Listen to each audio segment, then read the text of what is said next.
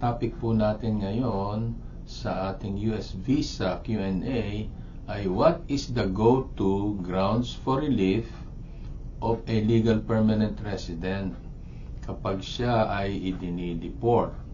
So marami tayong nababalitaan pagdating sa airport, dinidetain at nilalagay na sa deportation proceedings because of a previous criminal conviction. Ngayon, in my experience, kapag involved ang green card holder sa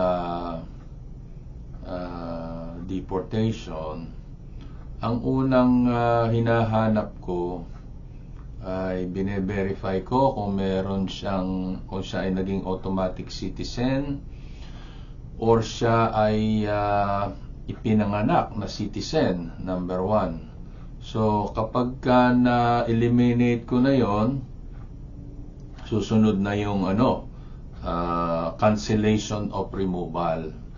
Ano po ba itong cancellation of removal? Ito ay very reliable na grounds for relief for legal permanent residents. Kaya lang may may mga requirements. Number 1 requirement is you have been a permanent resident for at least 5 years. Tapos you have at least 7 years of continuous residence. And thirdly, you have not been convicted of an aggravated felony. So, ang requirement lamang sa pagiging green card ay 5 years. Kasi yun yung look back period na good moral character. Tapos, you have at least 7 years continuous residence.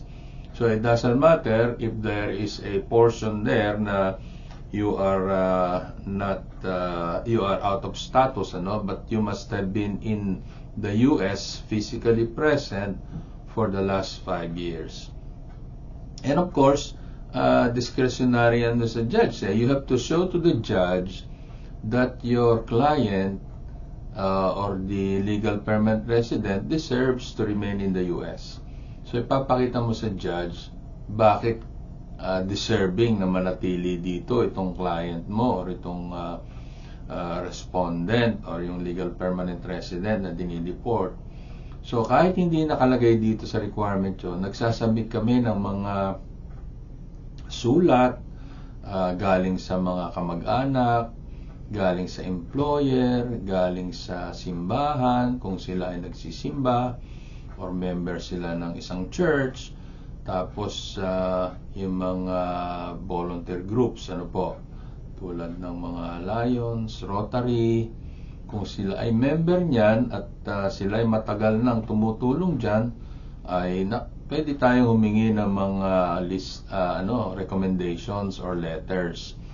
At nakakatulong po yan. Kasi parang hindi sapat na, green card holder ako for 5 years now, and I've been in the US for 7 years or longer, and I have no criminal conviction that will result in an aggravated felony conviction for immigration purposes.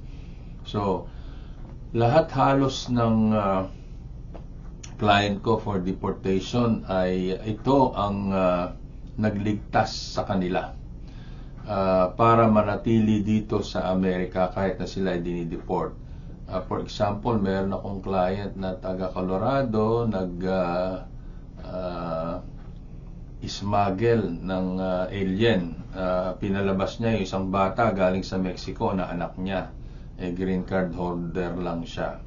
So, ito na napakinabangan namin at nag-qualify siya dito sa cancellation of removal na ito.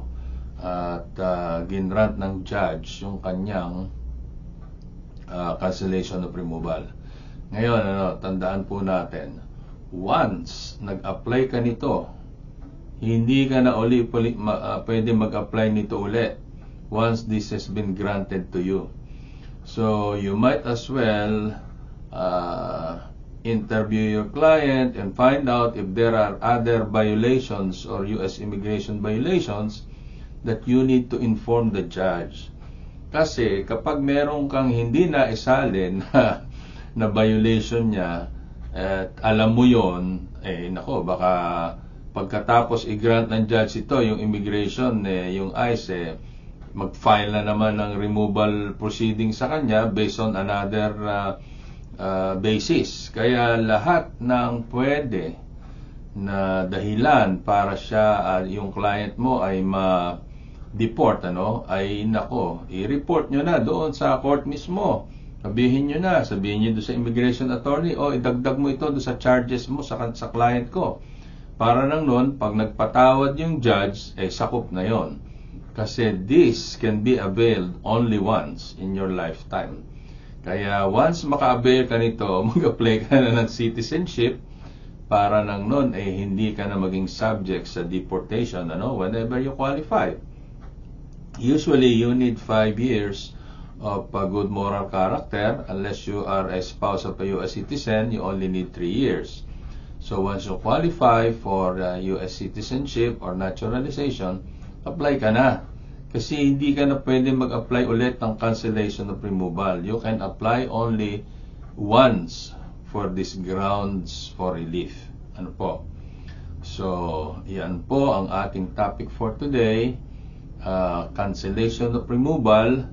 At yan ang palaging ina-avail ng mga green card holders na inilalagay sa deportation proceedings. Ano po? Almost any violation of U.S. immigration, pwede po itong gamitin. Of course, may mga limitations yan na hindi pwedeng gamitin, pero most of the time, ito ang nagliligtas sa mga green card holders na idinideport. So, thank you for watching. Thank you for listening. Sana po ay mag-subscribe kayo kung hindi pa kayo nagsusubscribe at i-like and share if possible. Ano po? Tayo po ay napakapakinggan din sa radiophilam.com at sa Flash TV.